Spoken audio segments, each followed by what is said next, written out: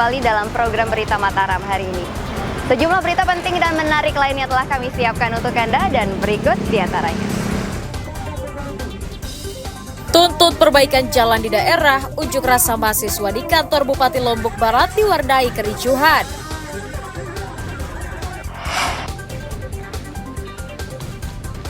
Sidang lanjutan kasus pelecehan seksual yang melibatkan terdakwa disabilitas kembali digelar Pengadilan Negeri Mataram. Jaksa menghadirkan 5 saksi korban.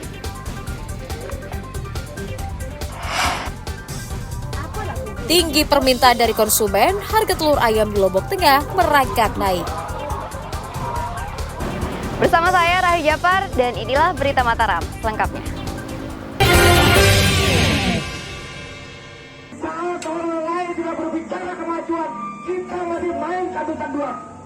Puluhan massa yang tergabung dalam Forum Mahasiswa Lombok Barat menggelar unjuk rasa di depan kantor bupati setempat pada Kamis siang. Kedatangan massa untuk menuntut pemerintah segera memperbaiki infrastruktur jalan di sejumlah wilayah yang dinilai sangat parah. Massa menyebut salah satunya adalah jalan sepanjang 7 km yang berada di Dusun Meang, Desa Buwun Mas, Kecamatan Sekotong yang selalu luput dari perhatian Pemda. Massa mengklaim fasilitas jalan yang tidak pernah diperbaiki menyebabkan wilayah tersebut terisolir serta menyulitkan warga mendapatkan layanan kesehatan dan pendidikan.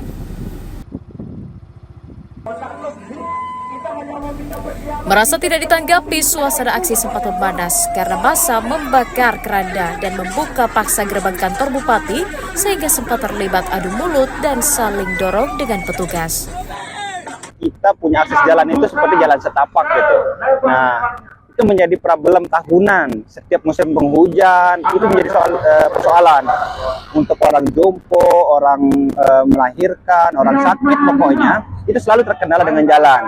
Sedangkan nggak ada fasilitas seperti mobil, nggak ada yang berkali-lipat yang bisa lewat ke situ, nggak ada gitu. Sehingga kalau ketika kita menemukan kondisi yang seperti yang ibu melahirkan, orang sakit, itu kita hanya mampu menunggu, kita hanya mampu menangis di situ. Tidak ada kemudian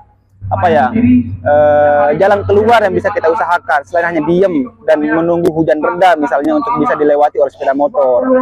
Merespon tuntutan massa aksi, Pemda berjanji akan memprioritaskan perbaikan jalan di sejumlah wilayah yang terparah, termasuk di Desa Buwun Mas. Tetap kita usulkan. Tidak, maksudnya dari desa sendiri tetap ada usulan yang masuk? Tetap ada usulan dan kita juga usulkan. Cuma karena postur APBD kita kan, udah saya sampaikan tadi karena memang dari kemantapan jalan 75%, ada 30% kita memang masih kurang. Termasuk ya wilayah selatan, dalam kota sendiri dan di wilayah yang lain. Itu kita tidak pungkiri itu karena memang untuk biaya jalan ini tidak besar. Itu bukan masalah ketimpangan, semua kita usulkan, Dinda. Semua kita usulkan, termasuk ini dalam perkotaan dan wilayah selatan.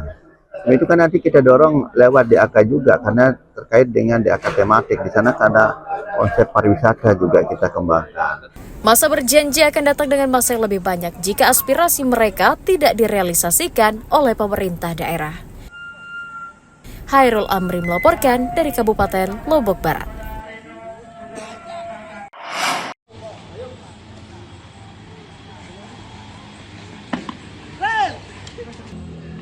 Ular piton sepanjang 5 meter dievakuasi petugas pemadam kebakaran dan penyelamatan Damkar Mat Kabupaten Lombok Timur dari rumah seorang warga di Kelurahan Pancor, Kecamatan Selong, Kamis pagi.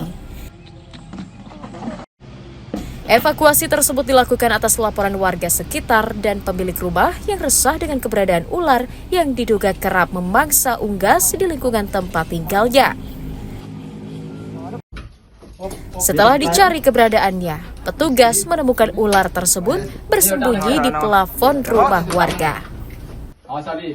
Petugas terpaksa menjebol atap plafon untuk bisa menangkap ular tersebut dan mengevakuasinya keluar dari permukiman. Dugaan sementara ular tersebut bersarang di plafon rumah untuk mencari tikus sekaligus berlindung dari hujan. Posisi ular ini berada di plafon warga yang membuat tim kami kesulitan dalam evakuasi. karena kita memerlukan alat untuk merusak plafon warga. Kalau tidak seperti itu, ular tidak bisa kita amankan. Ular jenis apa nih, Bang? Ular jenis piton, ya, jenis piton. Karena ini musim penghujan, biasanya musim penghujan seperti ini banyak sekali ular-ular yang keluar dari sarangnya untuk mencari hawa yang lebih hangat. Ular piton tersebut rencananya akan dilepas liarkan oleh petugas Damkarmat bersama pihak BKSDA di kawasan Taman Nasional Gunung Rinjani agar tidak kembali ke permukiman warga. Muhtadi melaporkan dari Kabupaten Lombok Timur.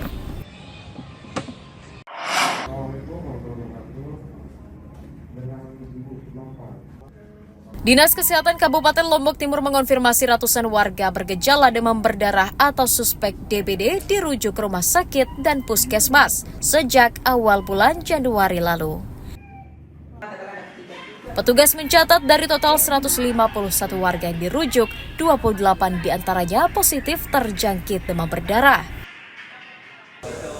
Pasien tersebut saat ini ditangani di Rumah Sakit Umum Dr. Sujono Solong, Puskesmas Sakra, Puskesmas Labuan Haji, Puskesmas Rarang, dan Puskesmas Terara.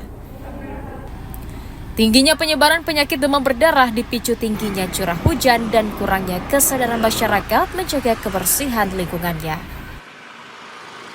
Jadi kita lihat kasusnya seperti apa dari 151 itu, tapi kalau dari catatan kami dari 151 itu baru yang dinyatakan positif DBD baru 20 kedua kasus. Jadi sampai minggu ketiga ini. Jadi mudah-mudahan tidak ada peningkatan lagi, tapi harapan kita harapan kita bersama dengan masyarakat tentunya bagaimana kita mencegah, bagaimana kita mengurangi risiko penularan demam berdarah ini untuk mengurangi atau bahkan menghilangkan tempat-tempat penindukan nyamuk itu. Selain menggencarkan pengasapan, Dinas Kesehatan Lombok Timur terus mengoptimalkan pemantauan di wilayah endemik dengan menerjunkan puluhan petugas pemantau jentik. Warga juga diimbau menerapkan pola hidup sehat dan rajin menguras genangan air di lingkungan tempat tinggalnya untuk mencegah berkembang biaknya nyamuk Aedes aegypti. Muhtadi melaporkan dari Kabupaten Lombok Timur.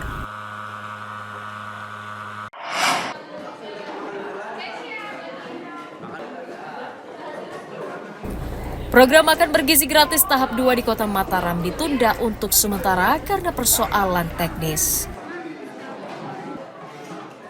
Kepala Dinas Pendidikan menjelaskan, kegiatan MBG yang sedianya digelar tanggal 20 Januari ditunda hingga tanggal 3 Februari mendatang. Penundaan dilakukan karena dapur umum yang akan menyiapkan makanan bagi siswa belum siap beroperasi. Uji coba MBG nantinya akan menyasar 3.000 siswa di 14 sekolah di Kecamatan Sekarbela, mulai dari tingkat SD, SMP, MTS, hingga SMA dan SMK. Yang dibahas yang kemarin-kemarin itu Enggak mungkin. contohnya makanya Lebih baik atau bagaimana hasilnya? ya pelaksanaannya tetap jalan seperti besok tanggal 3 Februari kan. Pelaksanaannya di Sekarbela. Oh, tanggal 3 jadinya nih, Pak. Ya, tanggal 3. Tanggal berapa kemarin ya? Tanggal 20. 20 Terus tanggal ya, 3. 20. Jadi tanggal 3. Enggak. Jadi tanggal 3. Tanggal 20 apa ya? Januari. Tanggal 3 Februari. Oh, 3 Februari. Ini dari informasi dari mana ini, Pak? Ya, dari kepala BGN, dari apa perwakilannya kan? Oke. Pak Kadis, mungkin alasan dari BGN kenapa dia menunda, Pak Kadis? Saya belum tahu ya. Kan tadi ada Sebelumnya, uji coba pertama makan bergizi gratis sukses digelar di Kecamatan Selaparang selama sepekan, yang diikuti belasan sekolah dan 3.000 siswa SD hingga sekolah menengah. Dari Kota Mataram, Edi Kusuma melaporkan.